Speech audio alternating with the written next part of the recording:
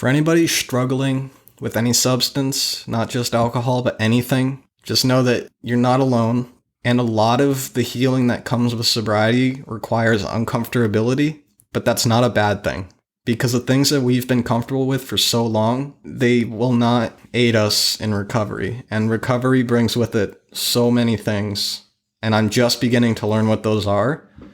But I have no intention of going back to what I've been doing. You're listening to the Sober Side Chat, a show about sobriety, mental health, and living a better life in recovery. Here is your host, Pranaya. Hello, and welcome to another episode of Sober Side Chat. I'm your host, Pranaya Kamire. Thank you for joining me today. Before we get started, please take a moment to subscribe to the show in whatever app you're listening in. That way, you will not miss any new episodes, and you will help me by boosting the ranking of the show on the various charts. Today, I'm very excited to have Eric as my guest. Eric has been sober since September 13th, 2020. Eric, welcome to the show. Why don't you get us started by sharing a quote that you find inspiring and what that means to you? Good afternoon, Pranaya. Thank you for having me on your podcast. A quote that I found inspiring was actually introduced to me while my time at my first rehab, which is, "Rock bottom became the solid foundation on which I rebuilt my life." And that's from the author of the Harry Potter books, J.K. Rowling. Thank you for that. Eric, before we get into your struggle with addiction, tell us a little bit about yourself. Well, as you previously mentioned, my sobriety date is September 13th, 2020. And as of recording, that is exactly 8 months, which is the longest I've had since I was 11 years old.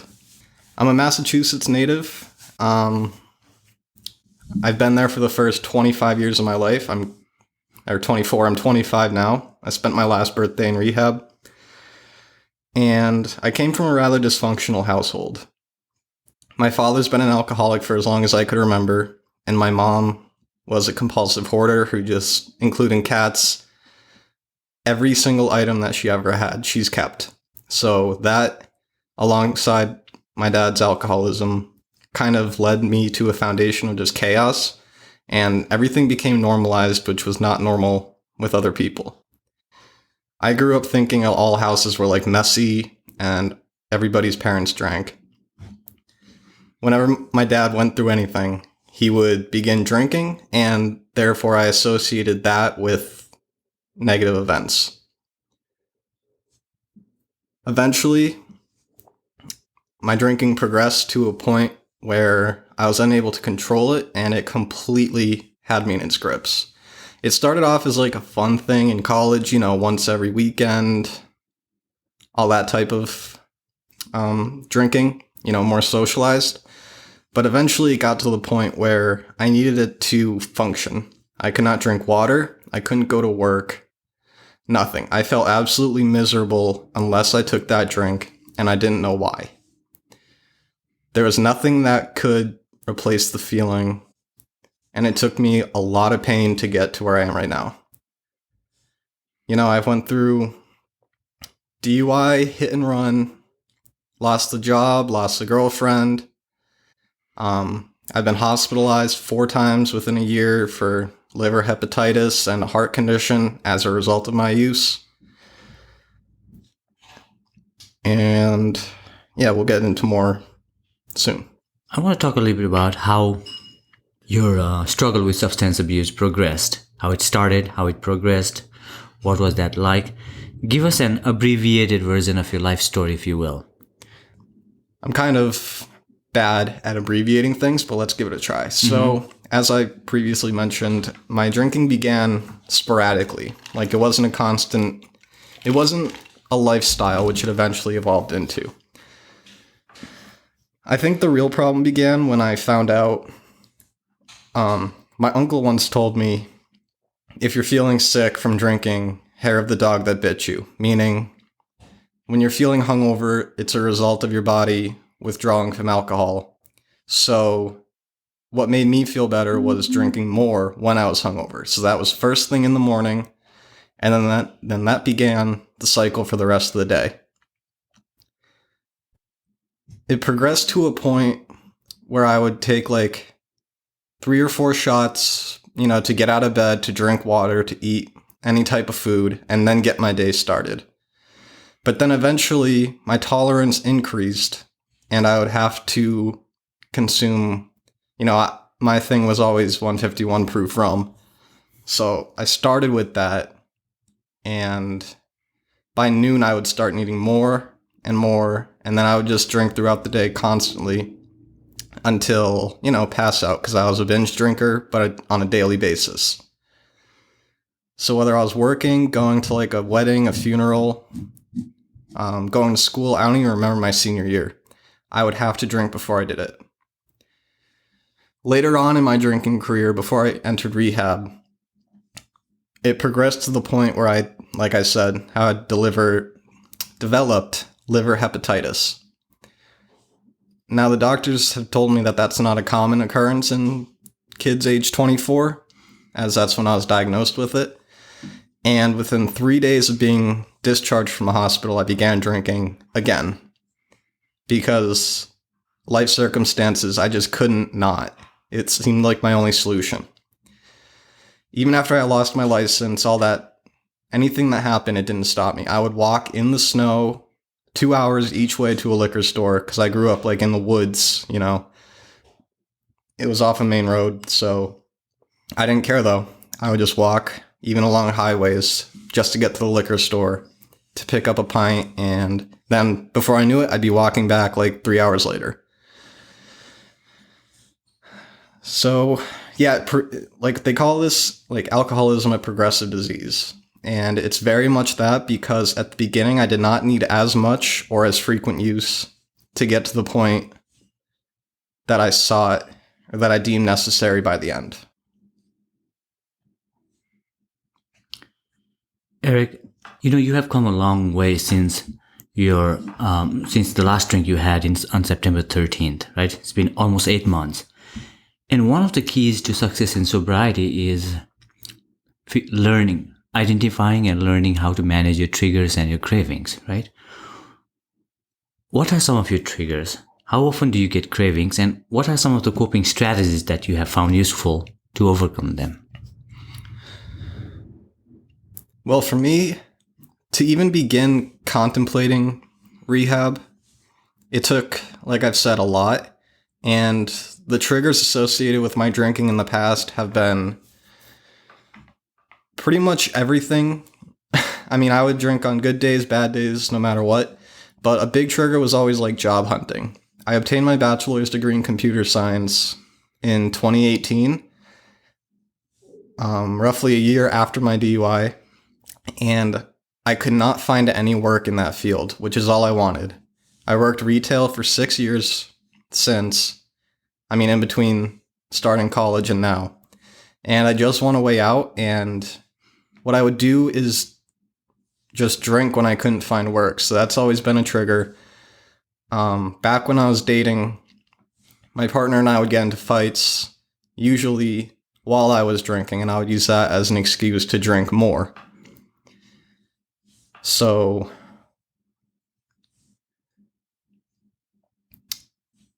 yeah, I'm sorry, what was the rest of that? I was just trying to understand what are some of the strategies or tools you have. Yes. Yeah. Well, the most prominent thing that I've learned while being in treatment is doing things that are uncomfortable. I was never comfortable with the idea of sharing. Like, I have a sponsor now, and I'm going to be sponsoring guys soon because I've gone through the 12 steps. Real briefly, I'll explain how I even got into treatment. So I was very against the idea. Like, I've been to detox, like I said, 4 times in 2020. And I was always, I got convinced at the end to go back to the detox by my cousin. Now, my cousin is someone who I grew up with. He's 4 years older than me. I grew up with him. We did everything together. And then eventually we just drifted apart, and I hadn't spoken to him in like 3 years. But we just stopped talking, And he was a huge part of my childhood and growing up, and I just lost all connection with him. I knew he was battling demons as well. He's gone through, the psych wards, rehabs, all that stuff for any kind of substance you can think of, like up to horse tranquilizers. It's been insane. And he hit me up one day and he just said, "Hey, I want to hang out. Do you want to just like talk and walk around and stuff?" So I guess, I mean, I was drunk when he sent me that and I agreed. I'm not sure if I even would have agreed if I was sober, because I low-key knew that he was gonna bring up substance use and what he's noticed in my behaviors. But, you know, I said yes, and we hung out the next day so I live in the woods off of like the power lines, and my backyard connects to them via like woods, trails, things that I grew up on. So I wanted to walk around there because that's where I was comfortable. And while we were talking, I started going into DTs again because I hadn't drank anything. This was on Saturday morning. He messaged me the Friday before, where I was half a handle of Larceny. That's a bourbon. Like, I was just drinking nonstop. I could not stop it once I started, and that's been a thing for 5 years now. So he convinced me. He told me all of his story, and he asked me one question which kind of convinced me to enter rehab. Actually, at the point when he asked me, I wasn't even convinced. I just told him, yes, I'll go back to detox, not knowing I would go to rehab. He asked me, "Eric, do you want an open or closed casket? Because you look terrible right now. You're throwing up all over the trail. Your lips are blue. Your skin is pale. You weigh 130 pounds at 6'1". That's not normal." And he told me that he loves me more than he loves his own dad because of how close we were growing up. His dad's an alcoholic too. Like, it's all in our family. They're the only people that don't drink in my family are my mom, my grandma, and my brother. All the uncles, everyone else, they're just drinking themselves to death. And it's a horrible feeling, and I'm trying to escape it any way I can. So something happened, and I feel like there was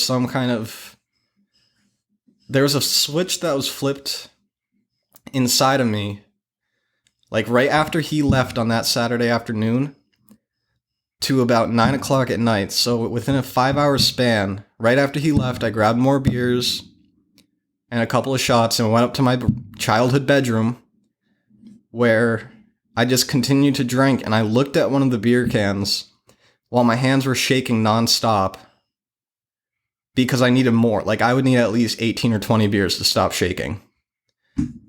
That's like it was insane. I looked at it and I just said, I can't do this anymore. So I called my mom up to my room. I explained the situation to her. I told her what I want to do, which was go to detox and then not even come back to our house, but to go straight to rehab.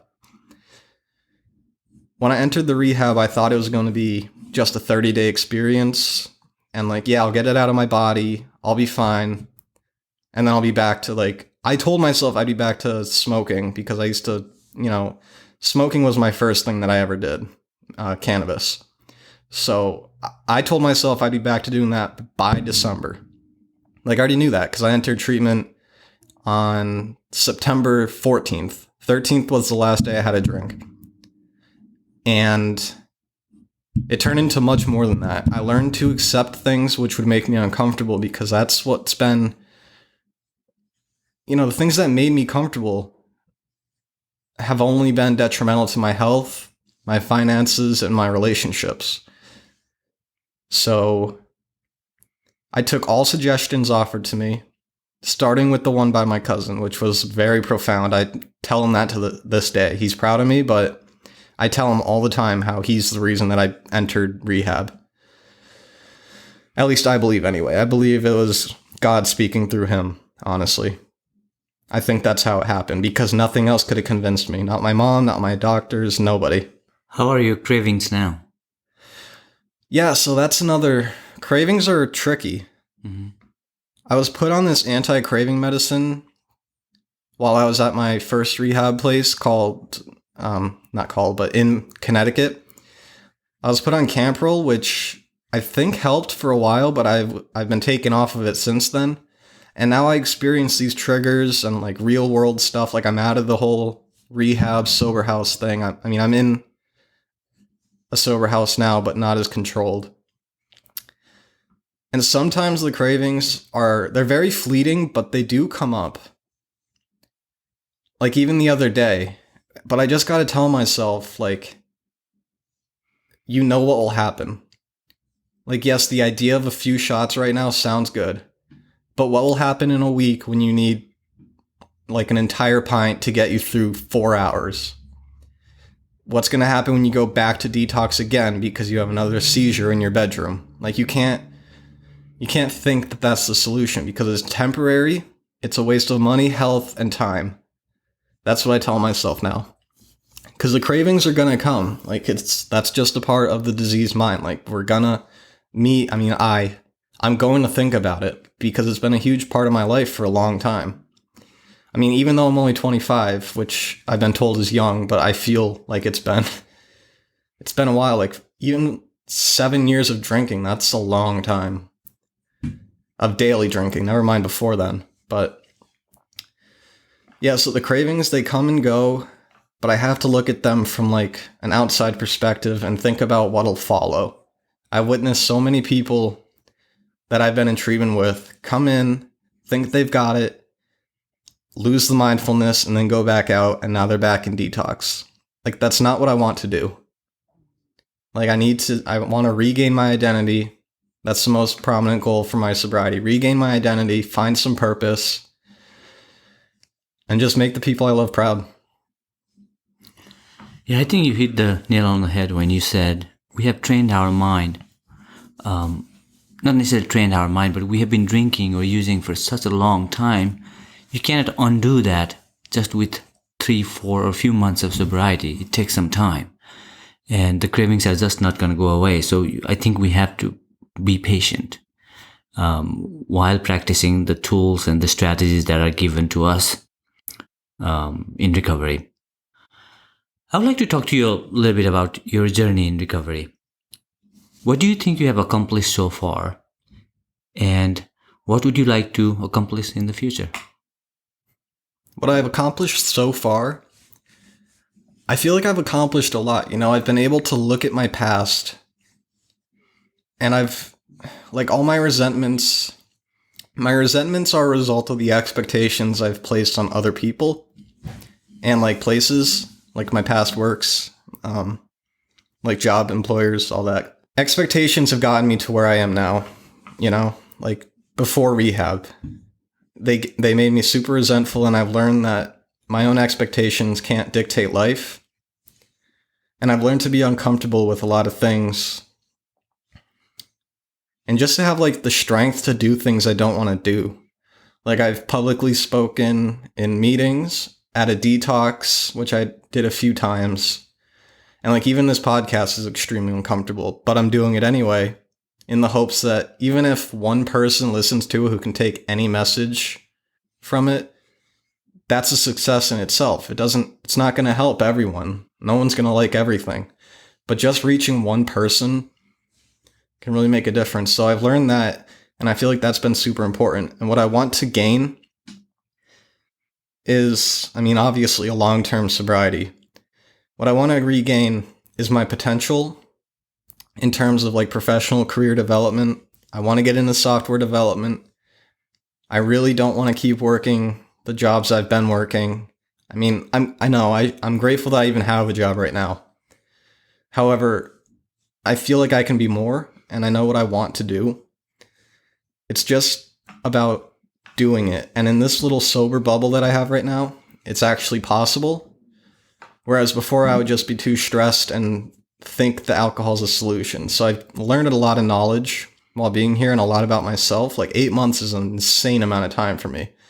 It's not even like it's still early recovery, but like I said, it's more time than I've ever had. Like that's the longest stretch of time since I was 11 years old. That's over half my life ago. We know you have had some time under your belt in recovery now, right? And you have somewhat of a mature perspective when it comes to sobriety. What do you think is the key to finding long-term success in sobriety? I think the key to finding long-term success in sobriety, honestly, is to keep doing what I've been doing lately, because this is the only thing that's worked so far. Everything else I've done in my life hasn't worked. Like, I've tried to stop drinking on my own so many times. I've tried to wean down just on beer. I've tried to just smoke. And I would be so proud if I even had like 1 or 2 days without drinking. And if I did have those 2 days, I would reward myself on the 3rd day by drinking. Like, it would never work. So I think the key is to keep doing what I've been doing, to stay open-minded, and I don't know, working with others. Although I don't have a sponsee yet, I feel like just doing that will be a huge step forward, because it takes me out of myself and it allows me to help someone else. I mean, which will keep me sober. Like, helping them helps me more than it helps them in a sense, while it also gives people an experience that they can share to someone else to fix them more. It's kind of, I don't know, like I said, I'm still early in recovery, but so far I've taken every suggestion given. And now I'm just trying to find myself. I'm trying to figure out what gives me fulfillment in life, not just a job, because that's what I've had, and that doesn't make me particularly happy. So I think the key to long-term sobriety is, surrounding yourself with like-minded individuals, which I've been doing, while also being open to the idea of working with other people and taking suggestions from other people who it's clearly been working for. That's how I even got into the 12-step program. If you were to ask my past rehab, which I literally came from Connecticut, they referred me to somewhere in New Jersey, and here we are. I was not open to the idea of 12-step before I entered rehab, but it's taught me so much about myself and how I should, the fact about all my previous resentments, if I looked at them through different perspectives, that just changes the game completely for me. And yeah, it's just seeing what's worked for other people, hundreds of thousands, millions of people, and realizing that what I've done for me has not worked, and what they've done for them has worked. So do that, because that's what's working. That's the statistically most successful program. So I'm just going to stay open-minded and try to not be complacent. Eric, that brings us to the second part of the show. I would like to ask you a few personal questions to get to know you a little bit better. Is that okay? Of course. What would you consider the rock bottom or the lowest point of your life? I could use a few examples for low points in my life. It's hard to pinpoint a lowest, because for each time that preceded, I felt like it was lower. I would have to say, so it was August 27th of 2020. This was my second to last hospitalization. Basically, what happened was I was sitting at my computer desk, and I called my mom into my room to watch me. I told her, just please don't judge me, please don't say anything, just sit there and make sure I'm okay, because I do not feel right now. A little backstory, I tried to stop drinking that weekend because I just gotten, fired from my last job, and things were not looking good. So I tried to stop drinking, thinking I could do it just by smoking or whatever, because that would make me feel better. And it did make me feel better. Not that I condone it at all, because the effects of any substance use are just negative long term. I've grown to believe that. But I was in my bedroom and my mother was watching me, and I started feeling tingling on all of my limbs, and it slowly crawled all the way up until it hit my neck area. And then my arms and hands did an involuntary motion where they closed up on each other and my arms crossed and my eyes started darting around, and I couldn't see or say anything. I remember my mom asked me like what my phone password was so she could call the ambulance, get someone over here to help me, because I was going through DTs. I tried quitting cold turkey. And keep in mind, this is at the point where my tolerance was, if I did not have at least like a 750 milliliter of Cruzan 151 rum every day, I was going to start cold sweating, vomiting, everything bad that you could possibly feel. I was feeling as a result, like that are associated with delirium tremens. And finally, the paramedics arrived at our house, like at the middle of night. And I couldn't stand up. I couldn't move anything. I couldn't speak. I remember hearing my mom ask them what's wrong with me, and they just said, he's going in, and like it cut off right there. Like, he's going in blank. I don't remember anything else after that except for being carried downstairs on an ambulance stretcher chair. It's like a stretcher, but a chair because you have to be brought downstairs. And I remember not looking back because I couldn't move anything, but I remember my eyes went sideways and I saw my mom and dad just standing there. And then I learned later that night, after they pumped me full of Ativan to keep me from doing that again at the hospital, that my dad had broken down on the couch and started like crying because he was saying it was his fault. And my dad's not emotional. You understand? Like, he doesn't do that. I've never heard of that. Like, he's the guy at like his own dad's funeral. He didn't shed a tear. He was just drinking Fireball nips in the parking lot. So that's definitely where I get it.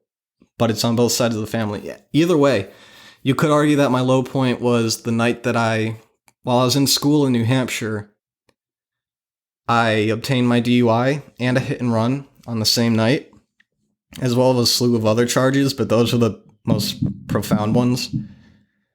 And that was really bad because I could have hurt somebody else really badly. Instead, I just like gave them a bruised nose or something like that. But I don't know, there were so many low points. Getting fired from work because I was stealing when I was drunk on the job. Yeah, there really weren't many high points. I mean, there's really only one positive thing. I'm just going to spin this on you real quick.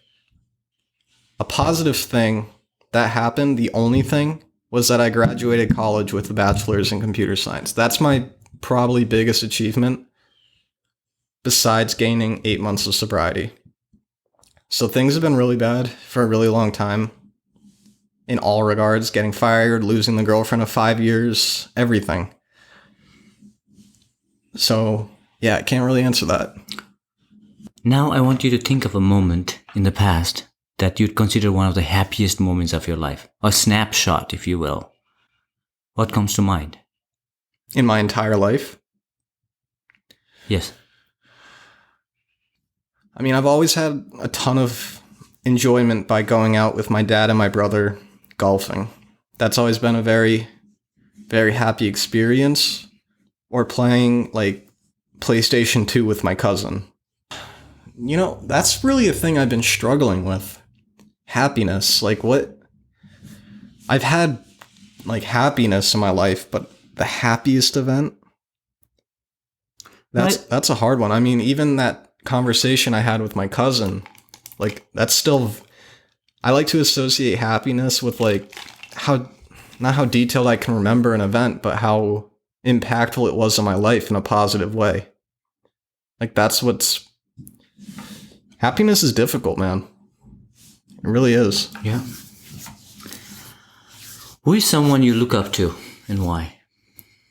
Well, I mean, not to beat a dead horse, but I definitely look up to my cousin. Because he's battled through this same thing. Like, both sides of our family, both of our, everybody in our family, except for 3 people, go through substance abuse. It's not even use, it's abuse. But they don't care. Like, my uncle's teeth are just falling out because they're drinking so much, and they're not stopping. They're switching to harder strength stuff. You know, and it's unfortunate, and nobody in my family nobody's done rehab in my family at all, ever, except for me and my cousin. So I look up to him because I've grown up with him. He's older than me, and he's been battling this thing. He's now, I think he's 6 years sober now. So that's a huge deal, because he was the guy that was, doing speedballs every night. That good stuff, but it's not good. It's been, it's really hard. I look up to my dad in a lot of senses, because it's hard not to. He's my dad. I learned most of what I know from him.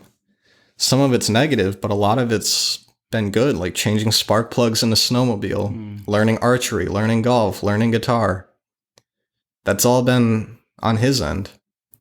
That's another thing I struggle with. Role models. I don't really have many. I think that's a reoccurring issue in my life. No, I think you just mentioned, I think your cousin occupies a very special place in your heart. Yeah, absolutely. Your dad, sometimes we try to overestimate what we are looking for in a role model, and that makes it a little bit harder, but you can pick, I think, different things from different people. You really have a special spot in your heart for your cousin. Yeah, absolutely. Eric, they say that you cannot forgive others, or others cannot forgive you until you have forgiven yourself. Have you forgiven yourself? I have for a lot of situations. I would say yes, because having worked through the entirety of the program as it's laid out, for anyone who is unaware, one of the steps involves making amends to others. And the reason that you do that is, so like, say I harm somebody, I would be like, hello, I'm currently working this program. I've done this, this, and this. Is there any way I can fix it? And is there anything else that I've forgotten that I've done? And if so, let me know. That's been important, because what it does is it helps you forgive yourself by cleaning. Like, you can't grow unless you straighten out the past. So by doing that, I think it's worked a lot. And there's some things it's very difficult for me to forgive myself for. Like the way I've treated my past girlfriend. Yeah, like I forgive myself to a degree, but like it's kind of the same situation with the people I hit in my car on the hit and run. Like, how do I forgive myself for... Thankfully, I didn't injure them, but if I did, think about the mental trauma that might be associated. Mm-hmm. Like, you're at a stoplight and all of a sudden a car hits you at the back, like rear ends you while going like 35 miles an hour. It's hard to forgive yourself for things like that. But what I tried to do is make amends where I can, pray about it. And I grew up in a religious household. Not my dad, my mom though. She still goes to church every Sunday. We followed everything. I got confirmation, first communion, baptism, all that. And I'm not really into the whole organized religion thing. I went through a very negative period in my life where I was purely nihilistic. I thought nothing mattered. As Nietzsche said, God is dead and we have killed him. I went through that kind of phase, but I've learned that there has to be more in this. There's just so much going on in this universe. There has to be more. I just feel it through other people. Like when my cousin was talking to me, something was said there that hit me in a way that convinced me to change my entire life. Yeah, so for me, forgiving myself starts with making amends to anyone who I should be seeking forgiveness from in order to forgive myself for what they should be asking me to forgive myself. Yeah. It's hard to explain, but you got to straighten out the past, man. Yeah. Eric, what is something people often get wrong about you? That's a really tough question. What do people often get wrong about me? I think that's hard to answer because I've closed myself off from people for so long. Like, even while I was in treatment, or am still in treatment, I haven't only like 8 of my friends know what's going on, but they know everything that's going on with me. I would say, first of all, people often think I'm super quiet because at first I am, but when you get to know me, I'm not. Like, I'm reserved, but that doesn't mean I'm completely like isolating and shy. It just means when I'm comfortable with you, I'll let you know. I'm sure a lot of people still think I'm a complete degenerate. In some senses, they're right, but I'm sure they have no idea what I've been going through these last 8 months. Because I haven't announced it. I don't talk about it. Yeah, and I'm sure, if they get to see the growth that you have had so far, the transformed person that you are now, I'm sure they would have a completely different opinion.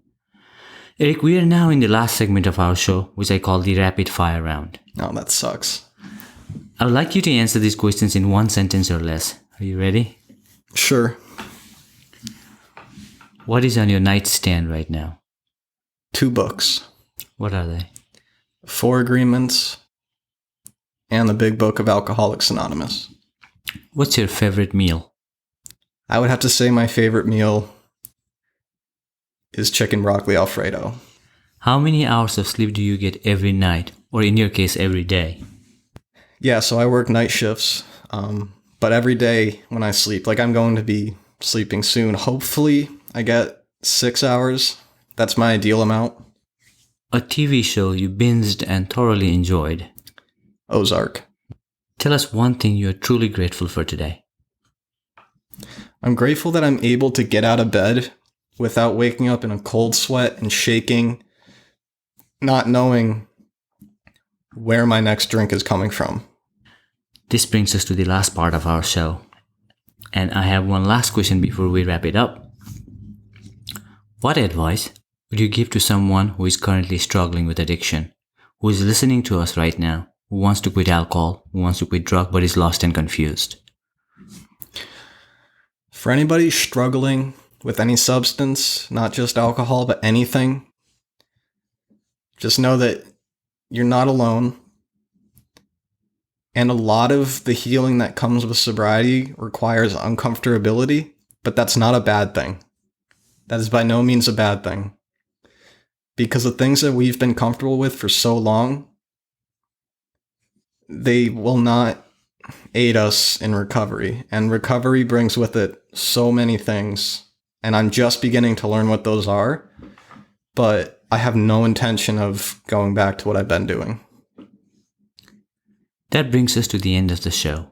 Eric, I would like to acknowledge you for staying focused on your recovery, despite the many challenges life has thrown at you, for showing that patience and hard work really pays off when it comes to recovery, for setting an example for others, and most importantly, bringing a message of hope to others who are still struggling and suffering. I'm truly grateful for your time today, and thank you. Thank you for having me on, Pranaya. Before you go, if you enjoyed this episode, if you found any value, I encourage you to share this episode with one other person. Send this to just one other friend or a family member. This not only helps spread the word about the show, but people respond to and identify with different topics, different voices, different ideas, and you might end up helping someone in need. Thank you.